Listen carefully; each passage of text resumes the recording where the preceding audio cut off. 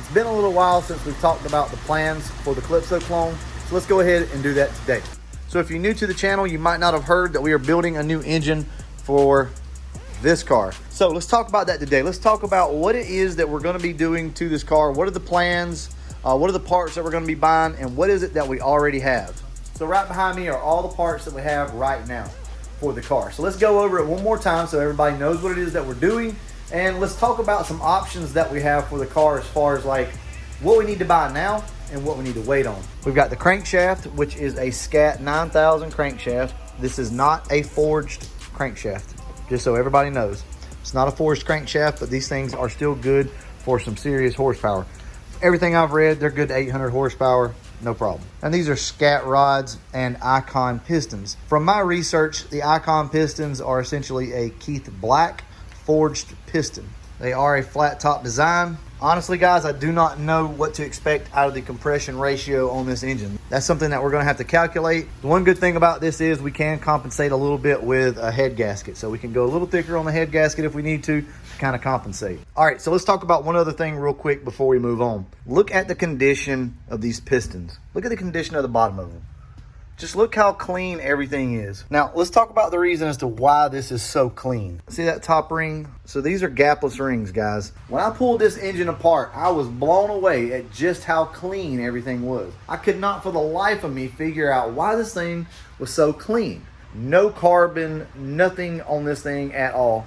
And I remember Justin telling me that this engine had been together for like 6 years now. You know, I'm asking Justin all these questions. I'm like, man, what kind of oil do you run? Because whatever you run is what I want to run. It took me a while to notice that they were gapless rings. So I was like, oh man, well, we can't run gapless rings because we're running boost. Like, that's a no-no. You don't do that. I started doing some research. And yes, some of the research that I did came from Total Seal and their rep talking about, you know, how you can do this and you can do that. But one of the things that he did say is you absolutely can run boost, nitrous, whatever you want to on these gapless rings. I can run my one breather on the passenger side, and I can run my breather back there on the back of the intake. That should be all I need. This thing should not have any blow-by, or very, very little if it does. I'm very excited about this. I've never ran a gapless setup, but after looking at the bottom end of this engine, we're gonna do it. This thing had been run for almost 6 years. 6 years, guys. Look at that. Zero, I mean zero carbon buildup. Look at that bottom ring. That's just amazing to me, and that's what we're gonna be doing. Over here, this is something none of you guys know about. This is the new camshaft that we have for the engine. Well, it's not new. What it is the cam that came out of that engine right there. I can't remember the specs on it, but I think it's like a 585 lift. It's what Justin ran in his car with nitrous. We know we won't have any piston to valve clearance problems. We're still gonna take our measurements. We shouldn't have any problems. So over here is our new intake. There again, just come off Justin's car. And it's just a Performer RPM 2. We're probably going to do a little bit of work to this thing, probably paint it. And I don't know, we'll come up with something creative on it. We may do a Calypso top with the polished fins right here and the polished letters. I don't know, we'll have to see about that. And then back here we have our Proform harmonic balancer. It's a little rusty, but it should be just fine. So now let's talk about some of the options. So we do have the SHP Dark Block on the way. Hopefully we'll have that thing in about 2 weeks or so, something like that. We had a change of plans on a few things, so it's been taking us a little longer. But hopefully we'll have that block here pretty soon. Now that thing will come already machined and everything, so we'll be good to go. It'll be cut for the pistons, it'll be notched for the stroker kit. So with that being said, we don't have a lot of money left over. Remember guys, this is a budget build, and regardless of how you slice it and how you look at it, this is still very much a budget build. So we got to decide where we're going to spend our money at. Only thing that we really need is like head studs, a new oil pump, new timing chain, oil pan gasket, stuff like that. That's about all we really need, because most everything off this engine will work. So where do we need to spend our money at right now? So I don't know. I have to make that decision to figure out where we're going to spend our money, because Ford Takeover is right around the corner, and as far as I can tell, everything is still on. So we need to make sure that this car is ready to go. What I don't want to do is spend all of my money on engine parts that we're not going to be able to get to for probably a month and a half anyway. So it's kind of pointless to spend the money that I have on getting like head studs and head gaskets and that type of thing when we're not going to need that for a little while. This car is going to go to Ford Takeover with the engine that is currently in it. I want you guys to see somewhat of a complete car. What I don't want to do is bring this thing up there and not be able to drive it around because it's got some issues or whatever the case may be. So we may need to go ahead and go to an electric fan setup. We really probably need to do some suspension on the car. We need some exhaust work done because the exhaust rattles and bumps the axle. I was talking with Dan, with Neo Mustangs. If you guys don't know who that is, go check Dan out, Neo Mustangs on YouTube. Really good guy. And I listened to one of his turbo cars that he had with straight pipes.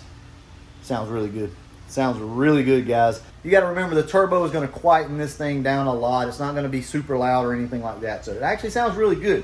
What we need to do is free up this exhaust on the car. So that's where we're at right now, guys. We got to make our minds up as far as what we're going to do.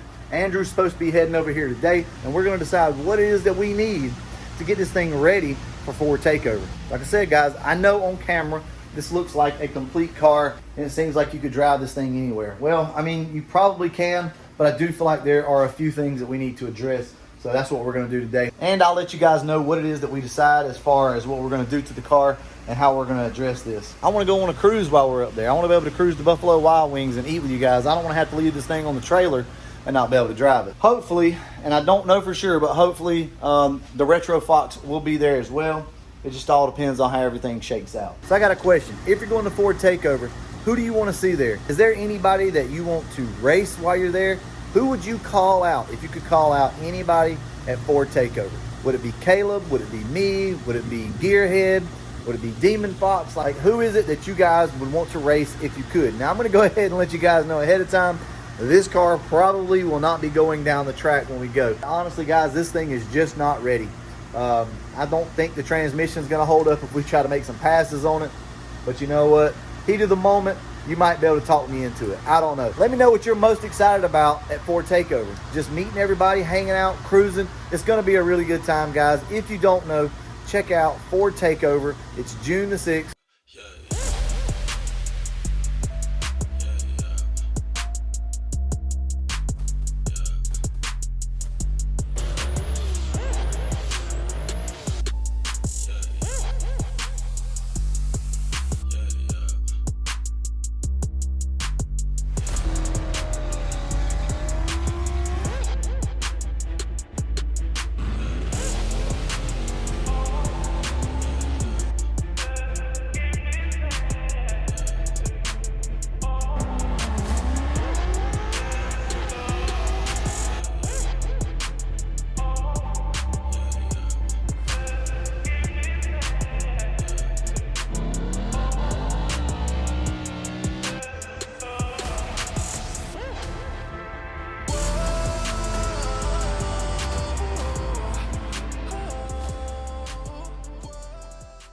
Hopefully all of this stuff will be over with by the time Ford Takeover happens, and I hope to see you guys there. So give me your thoughts on everything.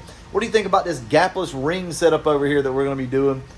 Is it taboo to you? What do you think horsepower-wise this car is going to make? Now, I know that we got boosts that we could turn up and down, so horsepower will vary. But let me go back over a list of what it is that we're going to have done to this. I'm curious to see what you guys think. I've got a number in my head. I'm not going to share it at the moment, but let's go back over this real quick. Like, the only unknown is going to be compression. We don't know what the compression is going to be just yet. It's probably going to be somewhere around 10.5 to 1 if I had to guess, but I don't know for sure. So let's go back over this. It is a 347 with an aftermarket block. So that means we're going to be able to turn it up a little bit. But we're not a completely forged bottom end. We do have a cam that is somewhat of an unknown, but it's like a 585 lift. It's a pretty healthy cam. And yeah, I think we should be good there. Should really let these heads breathe. Speaking of heads, they are 170cc SVE heads. We are probably going to touch on those heads a little bit. Maybe clean them up some, but we're not going to get them ported per se. Our intake is going to be this right here. So the RPM 2. We're running a 70 millimeter turbo. I don't know, guys. We're probably going to run out of turbo at some point with this build, but somewhere around probably 15 pounds of boost or so is what we'll be running. And 60 pound injectors. We're going to be running a Torco blend. So when this car is on race gas or kill mode, it's going to be on a Torco blend, which, by the way, I already ordered. So I ordered 2 cans of Torco, and I had to do that just to make sure that we can outrun Andrew. So I will be taking the car to a dyno to get it tuned. I know that's going to make a lot of you happy, but I don't mind tuning the car for wide open throttle. I know how to read AFR. I know about where my timing needs to be. But I want you guys to see what kind of power this setup's gonna make. I'm curious as to what the number will be. Before we wrap everything up, I wanna give a shout out to Boomerang Stang. So check it out right here. If you guys are interested, go over there and check her out. She has been one of my longtime subscribers. I mean, like from almost day one. She has supported the channel, as many of you have. She started her own channel, so I want to give her a shout out. She did not ask for one. So by all means, guys, go over there and check out Boomerang Stang. She's got a really cool car with a really cool story.